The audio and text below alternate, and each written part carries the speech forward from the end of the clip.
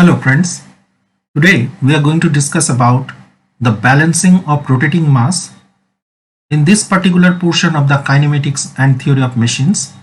The subject code is PCME 503 and today we are discussing on module 7.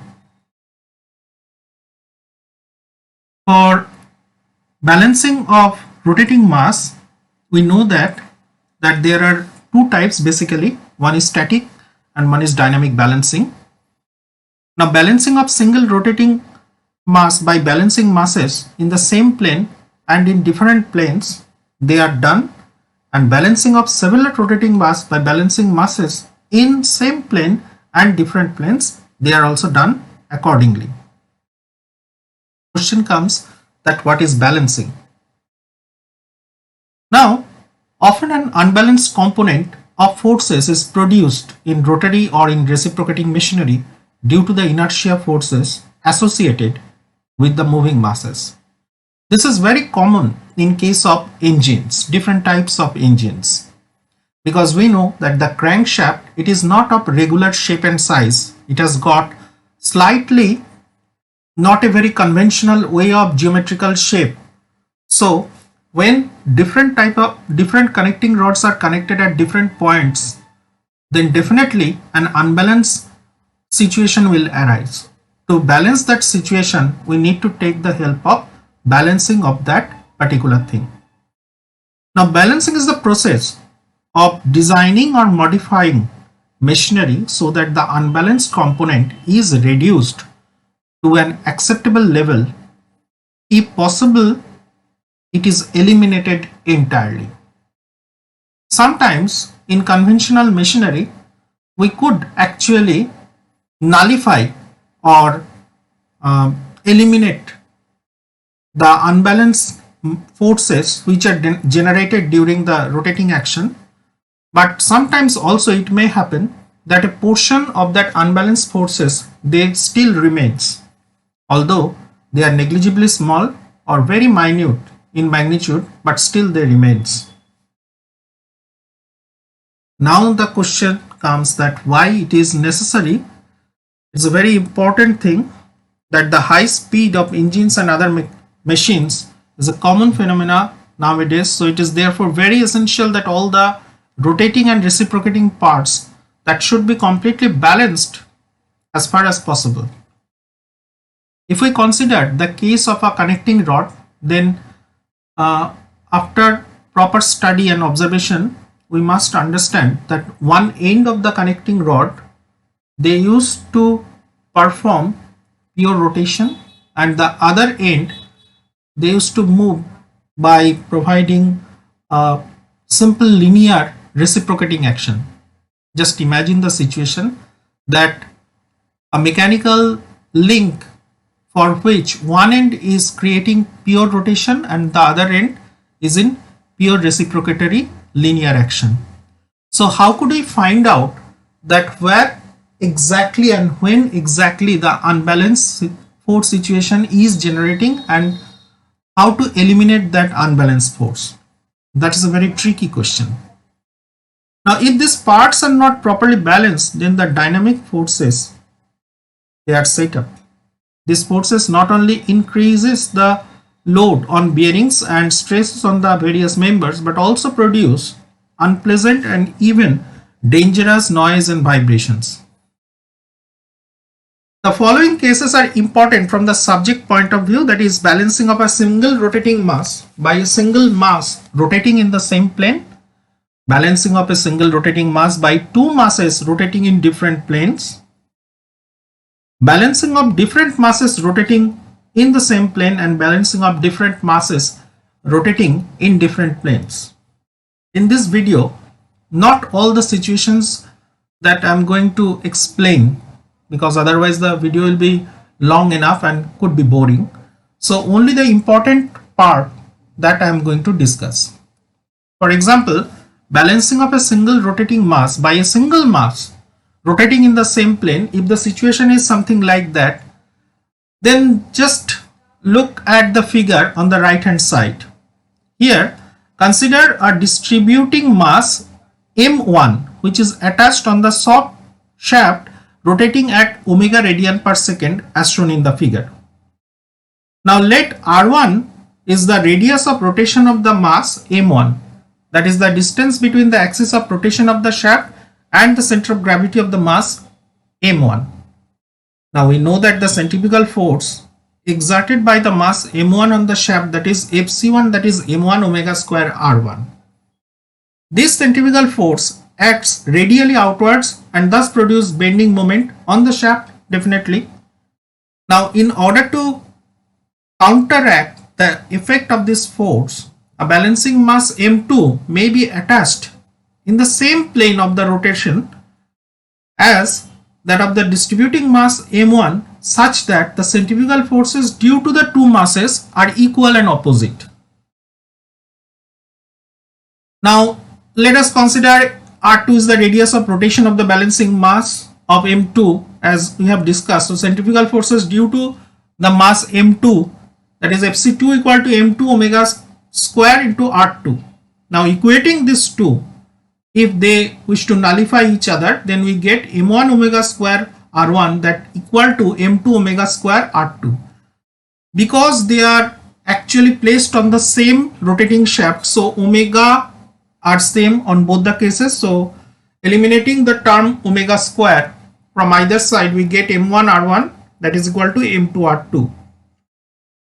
Now note that the product m2 r2 may be split up in any convenient way, but the radius of rotation of the balancing mass m2 is generally made large in order to reduce the balancing mass m2, and the centrifugal forces are proportional to the product of the mass and radius of rotation of the respective masses, because omega square is same for each mass as I have told.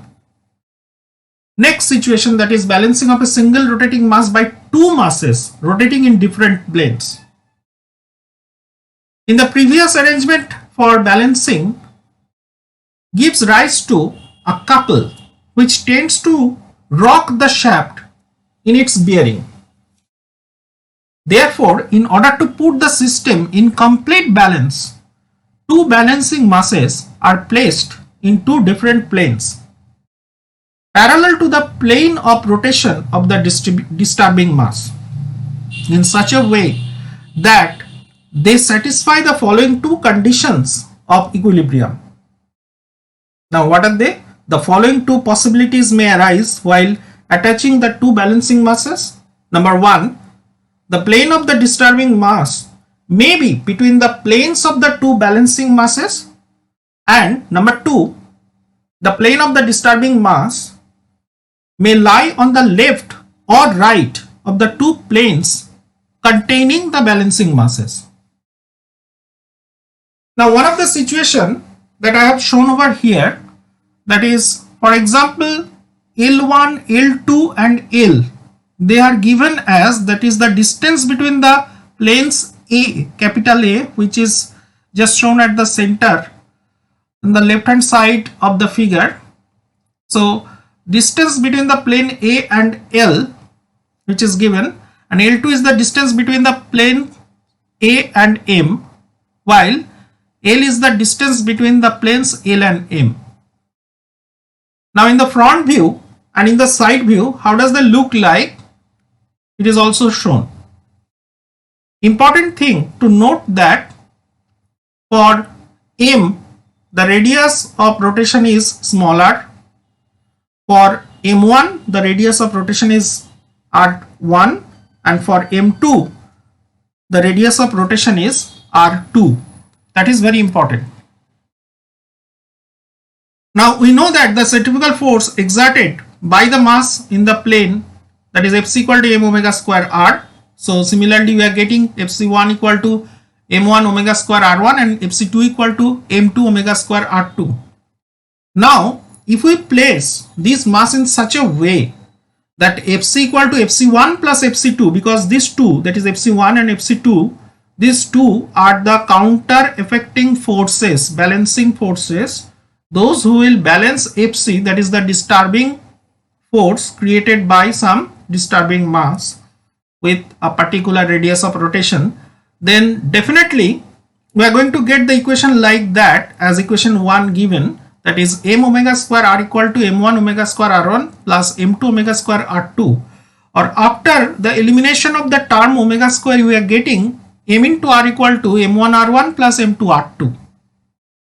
Now in order to find out the magnitude of the balancing forces in the plane L, capital L, for dynamic force and on the bearing Q on the shaft, now taking moment about point P, capital P, which is at the point of intersection of the planes capital M and the axis of rotation. Therefore we are going to get Fc1 into capital L, that is equal to Fc into L2.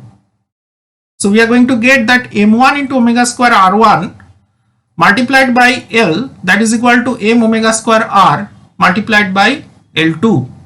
On simplification, we are going to get m1 r1 L, that is equal to m r L2, or m1 into r1, that is m into r into L2 by L1. Sorry, L2 by L. That is equal to equation number 2, that is m1 into r1, that is m into r into L2 by L. Similarly, in order to find out the balancing force on the plane capital M, the same way we could find out, that is m2 into r2, that is equal to m into r into L1 by L. That is equation number 3. Very important thing to note, that the equation 1 represents the condition for static balance, but in order to achieve dynamic balance equation, that is 2 or 3, it must be satisfied.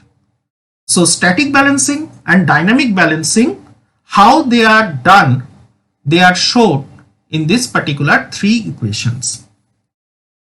Moving forward to a more realistic situation like balancing of several masses rotating in the same plane, as it happens occasionally, then considering any number of masses, say 4 over here, magnitude m1, m2, m3 and m4 at a distance of r1, r2, r3 and r4 from the axis of rotating shaft, and let us also consider that with a neutral x-axis they are creating an angle of inclination in the anticlockwise direction with theta 1, theta 2, theta 3 and theta 4 respectively.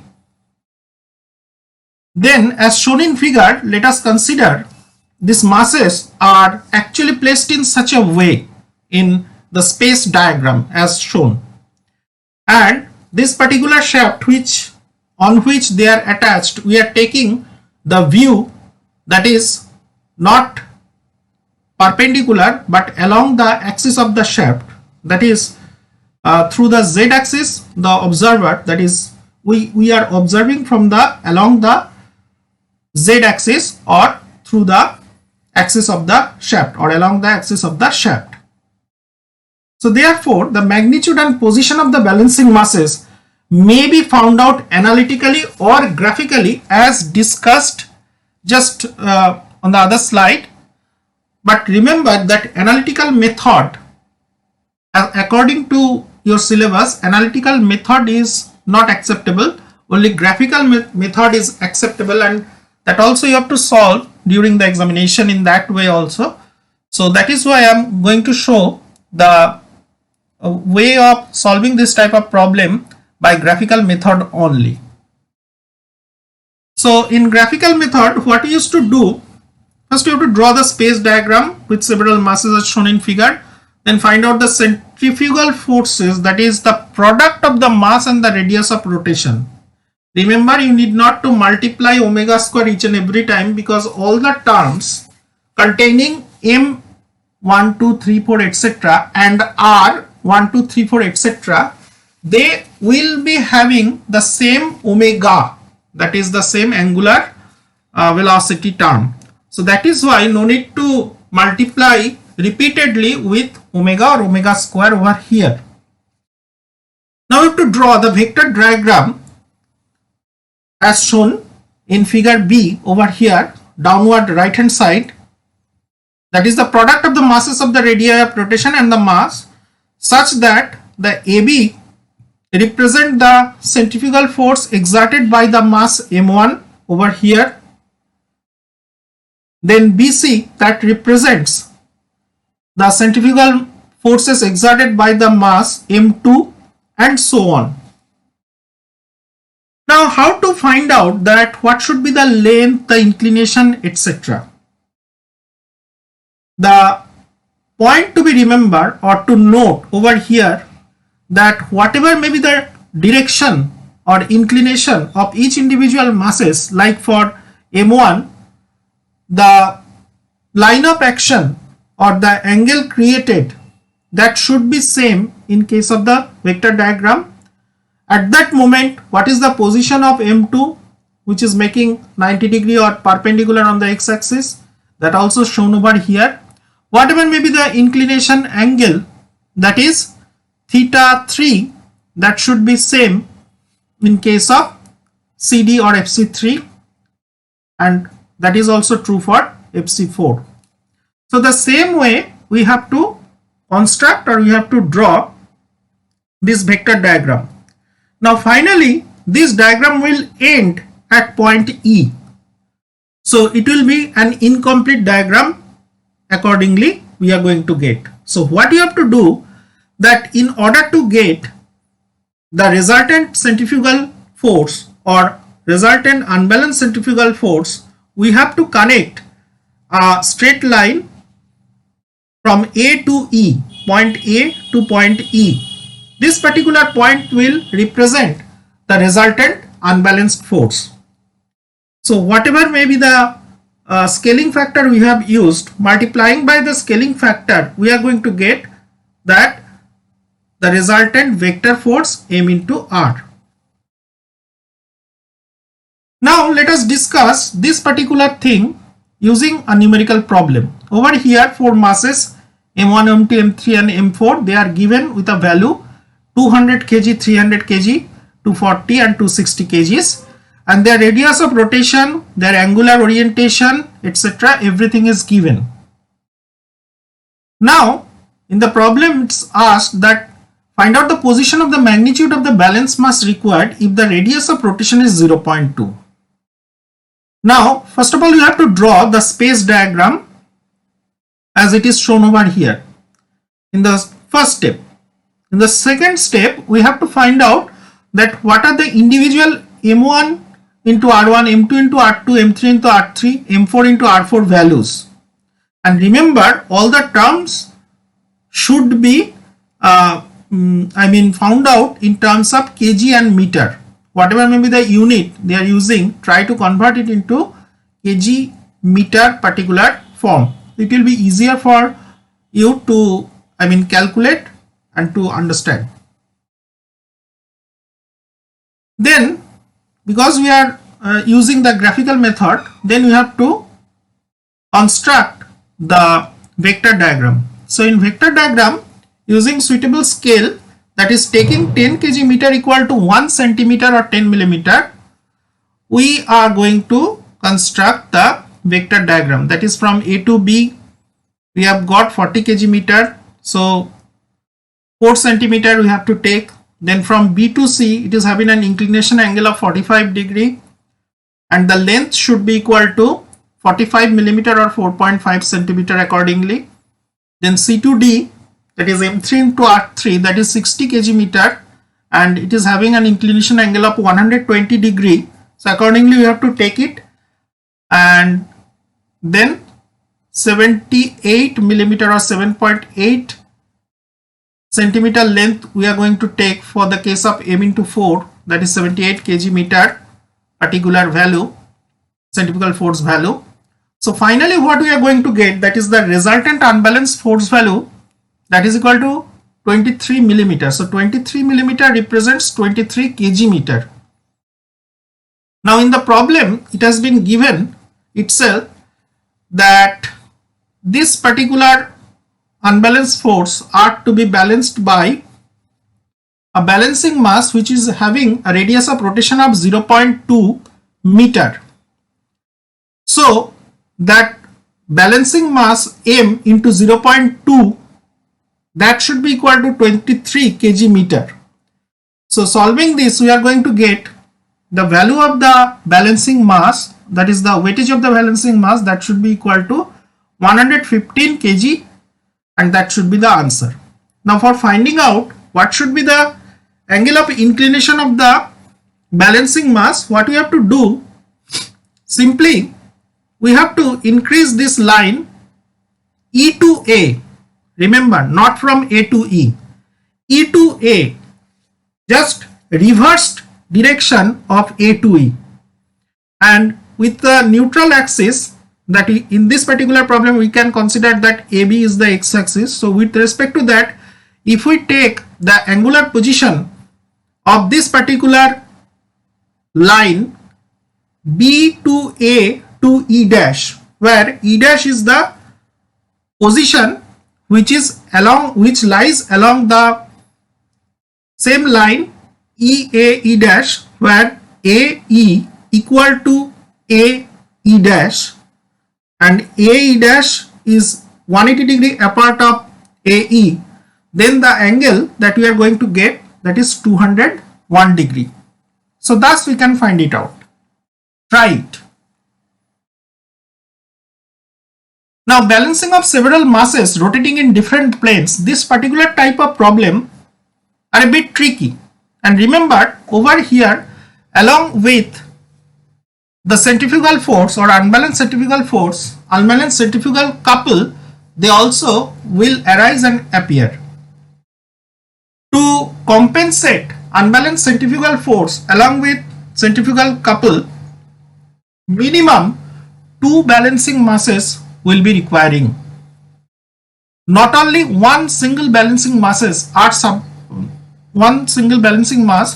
sufficient to balance this type of situation. So over here, this type of table that we have to construct for the sample problem over here given, that we can see that is in different planes, different mass is distributed like 1, 2, 3 and 4, and in between 1 and 2 there is one reference plane or RP, where one balancing mass will be kept, and between 3 and 4 another will be kept.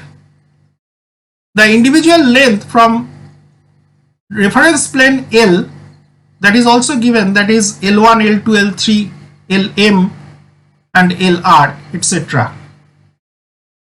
Remember one thing, whatever may be the length we are considering with respect to reference plane, in the right hand side that is considered as positive value, and whatever in the left hand side we are considering, that has to be considered as negative value. So for the sake of our calculation, more values that we can keep on the right hand side, more positive values will appear and less amount of negative values that we are going to get. A sample numerical problem is given over here. For a shaft carries 4 masses A, B, C, D, and the values are also given as 200 kg, 300 kg, 400 kg, and again 200 kg, etc. with a radius of rotation 80 millimeter or 0.08 meter, 70 millimeter, 60 millimeter, and 80 millimeter respectively. So everything has been converted in terms of meter, while radius of rotation on the balancing masses, they are also given as 100 millimeter. Now in this problem they are asking to find out the location and the magnitude of the balancing mass. So first we have to draw properly using suitable scale the position of the planes and the space diagram, that is the angular position of the masses accordingly. Then we have to make the tabular column just like this. So first A, then X, which is considered as reference plane, then B, then C, then Y, that is also the plane for the balancing mass, then D. And important thing to note that in the second column, that is for the mass in kg, mx and my, that is unknown. Then comes the third column where every value is known, that is the radius in terms of meter. In the fourth column, that is the centrifugal force divided by omega square, that we are going to get the m into r value, mass into radius of rotation value. So over here what exactly we are going to get, that is nothing but the mass 200 into radius of rotation 0.08, that is equal to 16 kg meter. Like that, for each and every value we are going to find out the values, individual values. Important thing to note that mx and my, these two values are unknown over here, so they are written as such. Now distance from the reference plane, individual reference plane, which is also given in the numerical problem, so that also is converted into meter and they are written accordingly. Remember, in this type of problem, the sixth column, which is the column of the couple polygon or couple vector, whatever you call it, for that purpose only one unknown value is found, whereas in the fourth column, that is force polygon or force vector column, we are going to get two unknown values. With two unknown values for one simultaneous equation, it is not easy to find out the two unknown, but only one unknown that we can find it out. So we are going to draw the couple polygon as per the data that we are getting from the sixth column. Over here, important thing to note that minus 1.6, that is the first value. So starting from 0, it will not go in the right hand direction, but just in the left hand direction it will come. So from O dash to A dash, it will be minus 1.6 kg meter square. Okay. Using suitable scale, we have to construct the couple polygon as per figure C. Important thing to note that this particular set of lines, they will end at D dash.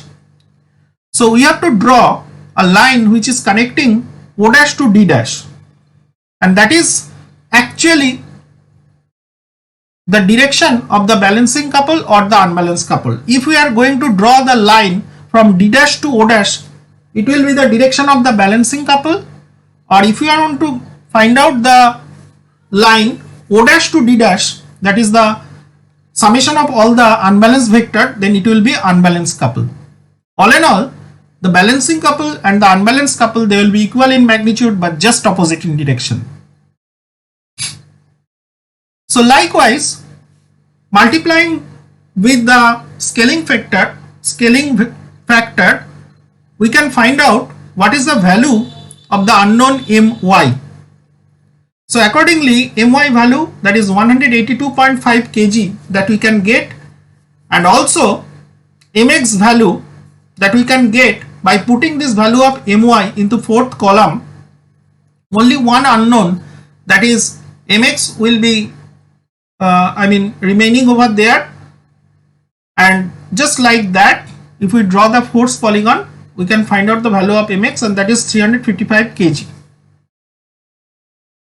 Now for finding out the angular orientation of these particular things, simply just we have done in the previous case, 12 degree and 145 degree, these two are the values that we are going to get in terms of theta y and theta x value, that is the angular orientation or angular position of the two balancing masses. Now another problem that is also very important, that is in case of a shaft with bearings in this type of situation. Over here, a shaft is supported in bearings 1.8 meter apart and projects 0.45 meter beyond bearings at each end. The shaft carries 3 pulleys, one at each end and one at the middle of its length. The mass of each pulley is 48 kg and 20 kg, and their center of gravity are 15 mm and 12.5 mm respectively from the shaft axis. The center pulley has a mass of 56 kg and the center of gravity is 15 mm from the shaft axis. If the pulleys are arranged so as to give the static balance, then determine number 1, that is relative angular position of the pulleys, and number 2, dynamic forces to produce on the bearings when the shaft rotates at 300 rpm.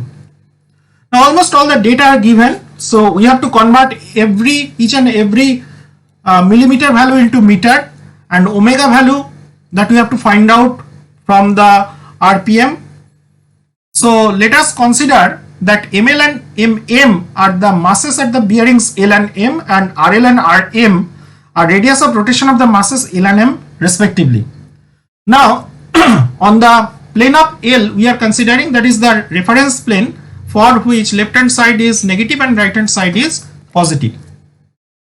So by putting all the values over here also in the same way, just you may pause the video over here repeatedly and you can find out that how the force polygon and couple polygon are constructed simply in the previous way, and we can find out the situation in this method.